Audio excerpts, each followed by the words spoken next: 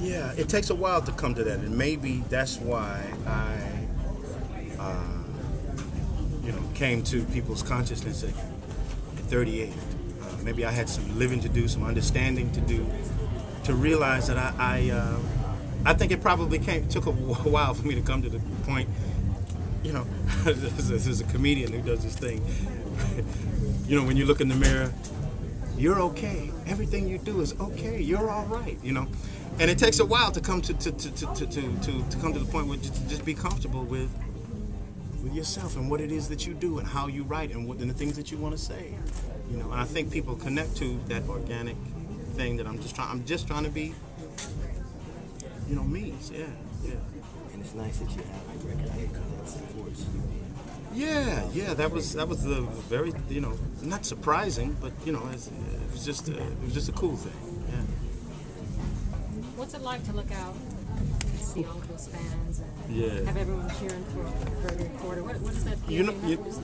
It's funny. I go to some places where maybe my music has been playing there for a while. For instance, South Africa. And, I was like, oh, maybe I'll fill 2 or 3 rows. The house is packed. Several thousand people. And I was like, well, they don't even distribute my record here.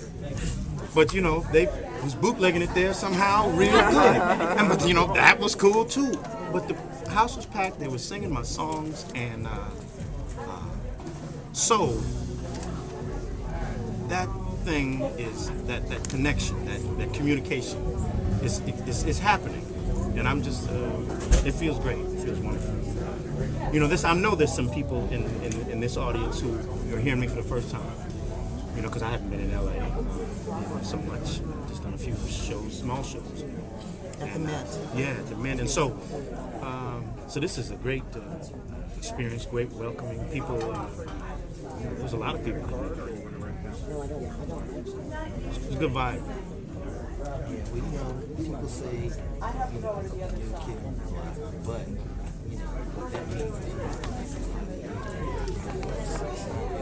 Yeah. And what I'm trying to connect to has been around for a long time.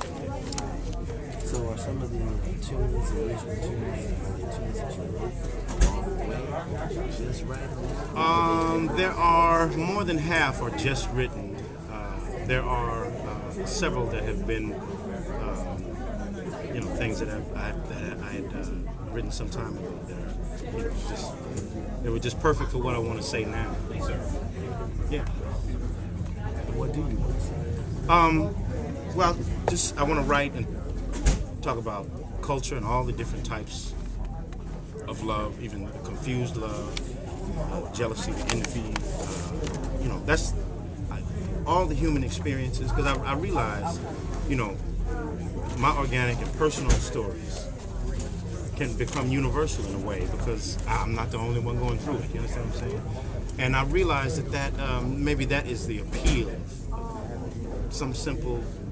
I consider some of the songs that I write blues in a way, short stories that get to the point and then get away and allow you to think and allow you to fill in the blanks sometimes. And so I call them blues. These little blues that I write.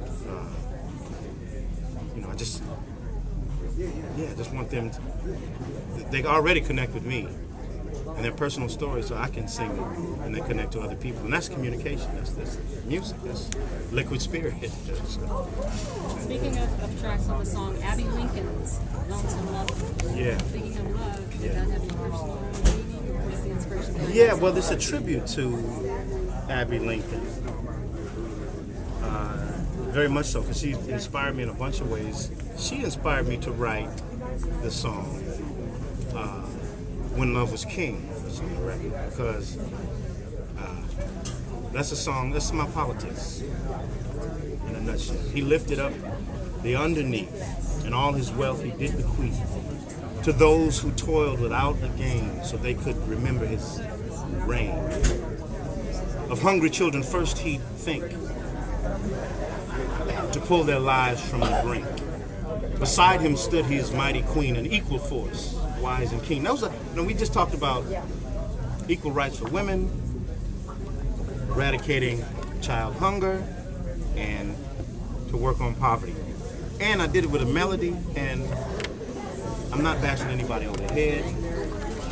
Abby Lincoln was dope with that. And so I just took her advice in a way, and just like, okay, and she wasn't scared to make a statement, because I'm making some statements, even some that could be controversial to somebody who's not feeling the way I am, but in a way, let that music seep into their head, and maybe, you know, maybe that lick right there, he lifted up the underneath, and all his wealth he did bequeath to those who toiled without a gain. I mean, maybe that'll cause somebody who's not paying an employee enough to like, okay, you toiling without a gain, here's another $3 an hour. I don't know. Maybe not, you know. Gregory, I wanted to ask you,